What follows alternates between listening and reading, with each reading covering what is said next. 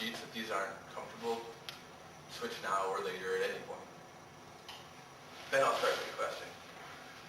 So if I were to say quadrants, levels, lines, states, and types, be honest with me now.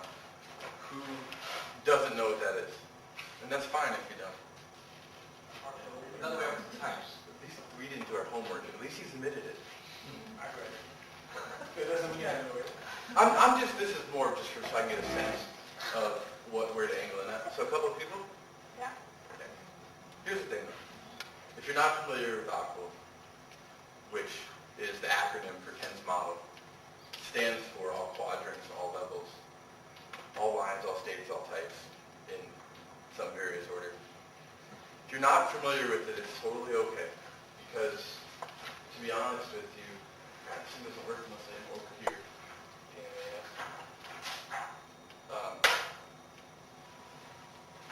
Here's why. I just switched your looks at the last minute. I thought I screwed up.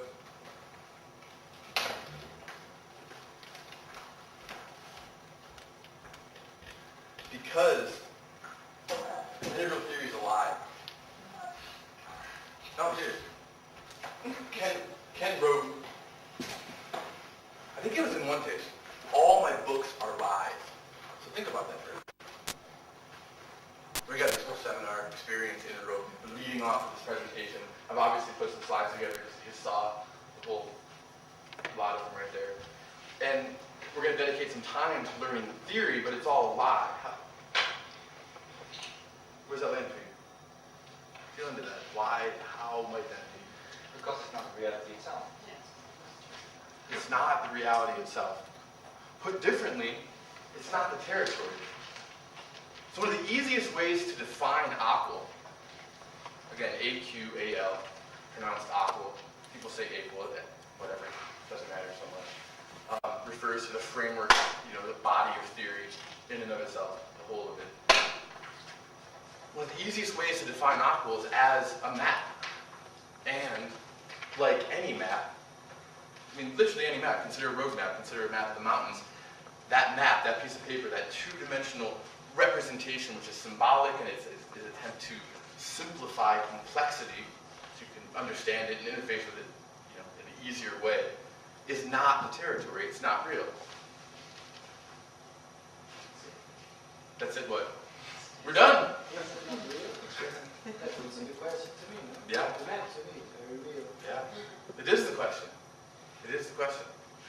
So is it a lie or is it not a lie? If it's not a lie, well, why did Ken write 27 books? Is he a big, fat liar? 30-odd years of his life? I know the guy really well, and totally 100% he's not. So then why? The question is, why do we have this theory? Why do we have this map? What I'd suggest is because the map shows us what I call the simple technology of love. That's why, or that's when, the theory is not a lie. When it's being worked with in that manner as the simple technology of love. So what does that mean? I don't really know, to be honest with you. It's simple. Simple as in just elegant. Simple. Technology of love. There's no definition why, and the reason I'm avoiding that, I'll give you what I think in a second here, but the reason why I'm avoiding it is because I want to open space for you to figure out what that means for you. All right? Yes, we're going to look at maps. No, kind of, sort of, maybe a little bit they're lies, maybe not.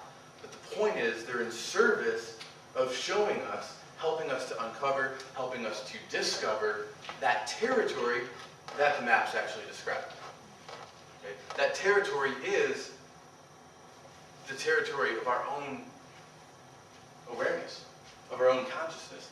It's the territory of our lives and our worlds. So as the simple technology of love, it's, for me, personally, this is a personal sort of interface. It took me many years to figure out this for myself and realize why I was so committed to do this work of teaching and learning integral theory. is because it helps me learn how to love more fully, more inclusively, more compassionately, just more big, right? It took 6.5, no, that's a lot. It took 9.5 years for me to figure that out, for myself. For me to make the shift and to realize that this wasn't about how well I knew the theory. How well, I mean, I'm a guy, like, you know, it's like my badge, you know, Ken student, kid student, like, straight A's. 9.5 years, or however plus or minus, right, it took for me to realize that that's what I was questing after. And there's a lot there. I mean, you know, Ken can keep you running quite a while chasing down a full understanding of his math.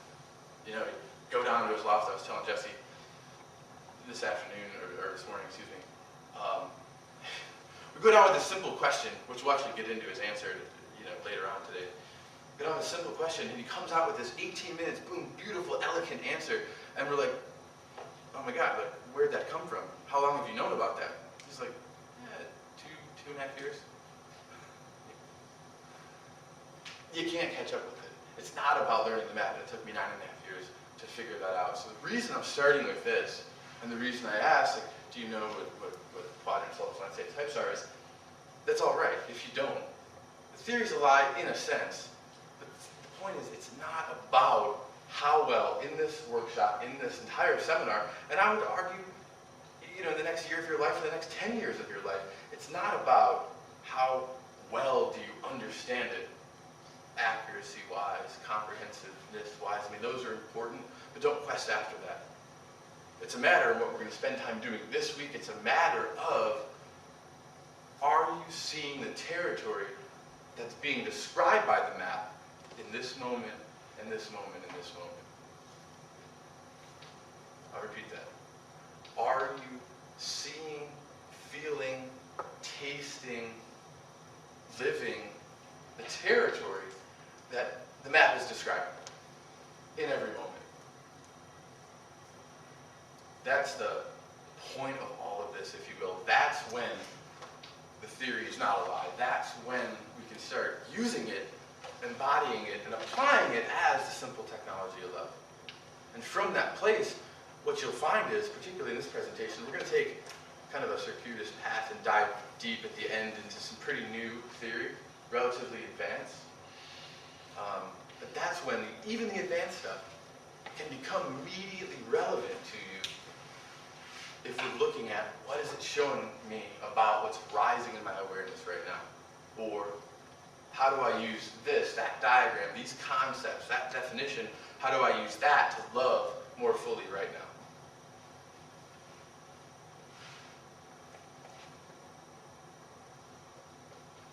So,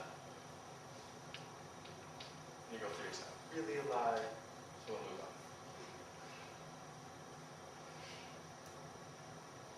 Let me tell you a little bit what I'm up to with this presentation, okay?